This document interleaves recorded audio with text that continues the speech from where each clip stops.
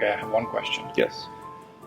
Most good stories that I've read, no, all good stories that I've read or heard involve some form of conflict, which means you have your protagonist and you have your antagonist. And obviously some shows will just have an antagonist that shows up for that show and it's just the person that's has a different perspective. But the best shows have a reoccurring villain or someone that is in contradiction Sure. to the heroes. Can we get a little bit of a peek at what that might be? Well, yes, to a certain extent. Some of those have yet to be decided. What's interesting about villains is that you don't want to make them one-dimensional or just two-dimensional characters.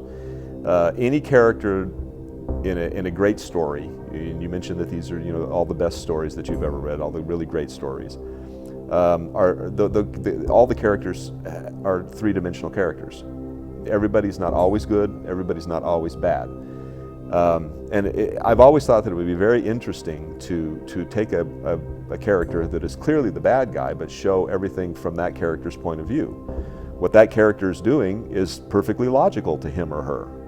And they would never think of themselves as being the villain. They would think of other people as being the villain. It's too bad that other people are not seeing life and the world the way I see life and the world. And so then that begs the question, how do we discover what's right? How do we do that? Is everybody's opinions and worldviews all legitimate at the same time? I mean, it gets to exactly what we're talking about here in our lives, and exactly what the state of America is and the world is at present. How do we discern this? What are we supposed to do? How do we, if everybody's right and everybody's legitimate, then how do we decide how to live? What are we supposed to do about that? And I think that is where most of the villainy will probably come in what we're going to be doing. And the other thing that I've noticed as well about stories, you're right, there are a lot of stories that have great villains in them, but then there are a lot of equally great stories where the villain is also the protagonist. We don't need villains in order to be the bad guy. We don't need demons in order to provoke us into sinning. We're all bad enough right on our own.